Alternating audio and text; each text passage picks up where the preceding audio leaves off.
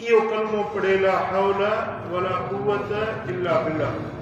हिकिड़ो 100 भेरा जेको माण्हू इहो कलमो पढ़े, मां मोहम्मद करीम उन जो ज़ामिन आहियां, उनखे कॾहिं फाको न थींदो, यानी रोज़ी जी तंगी न थींदी, रिज़्क़ जी तंग दस्ती उनखे न थींदी।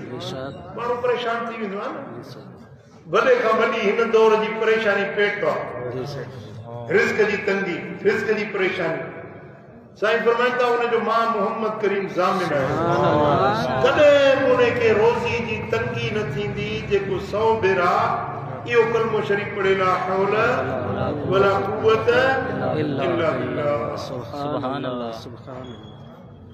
के माण्हू खे का मुश्किल का ज़रूरत का हाजत थी वञे, लख भेरा इहो कलमो पढ़े त लख भेरा पूरे करण खां अॻ में अल्लाह ताला उनजी हाजत पूरी। सुभान अल्लाह सुभान अल्लाह सुभान अल्लाह। इहो मुबारक कलमो जेकॾहिं जेल में को माण्हू बेगुनाह कैद में आहे, इहो 100 लख भेरा इहो कलमो पढ़े, 1 लख भेरा ला हौल वला कुव्वत इल्ला बिल्लाह पढ़े, अल्लाह ताला उन जे लाइ जेल जा दर खोले छॾी। सुभान अल्लाह सुभान अल्लाह।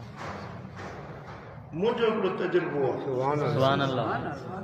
हिकिड़ो असांजो मोहबत वारो माण्हू जेल में हो, उतो मूंखे चिठी लिखी त साईं मां जेल में आहियां बेगुनाह, तव्हांजो मुरीद आहियां, मुंहिंजे लाइ दुआ घुरो। मूं उनखे चिठी लिखी त मुंहिंजे नबी फरमायो आहे सल्लल्लाहु अलैहि वसल्लम, मुंहिंजे आका फरमायो आहे त जेको लख भेरा ही कलमो पढ़ंदो जेल में हूंदो आज़ाद थी वेंदो। मूं चयो तूं जीअं मुंहिंजी चिठी तो वटि पहुचे इहो पढ़णु शुरू कर, अलाह त मूं छुटी वेंदी। उहो माण्हू छुटो आयो, मूं वटि पाण आयो, मूंखे ॿुधाई त साईं जीअं तव्हांजी चिठी पहुती उन महिल मूं पढ़णु शुरू कयो।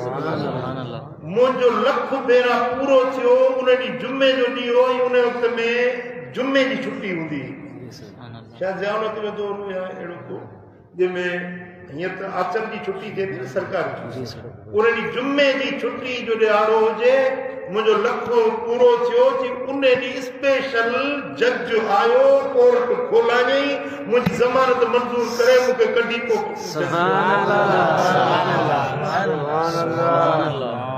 सुभान अल्लाह सोने नबी जो फरमान सचो आहे। बस असांखे यकीन हुजे, दिल में यकीन सादिक हुजे, यकीन महकूम हुजे त इंशाअल्लाह ताला इहो अहिड़ो कलमो आहे जेको तव्हांजा ऊंधा कम बि सिधा करे, तव्हांजी मुश्किलातूं आसान थी वेंदी, तव्हांजी ज़िंदगी आसान थी वेंदी। तव्हां इहो पंहिंजे ज़िंदगी जो दस्तूर हींअर त रमज़ान में फारग आहियो, भली 500 भेरा पढ़ो, 1000 भेरा पढ़ो, तव्हां टाइम आहे, पर जेकॾहिं रमज़ान खां पोइ बि हिकिड़ो 100 भेरा इहो कलमो रोज़ पढ़ंदा रहो, इंशाअल्लाह तव्हां ज़िंदगी जे राहुनि में कॾहिं ॾुख न ॾिसंदो। अलाह तव्हांखे हर मोड़ ते आसानी जा रस्ता खोले ॾींदो।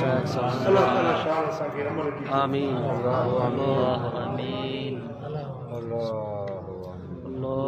आमीन।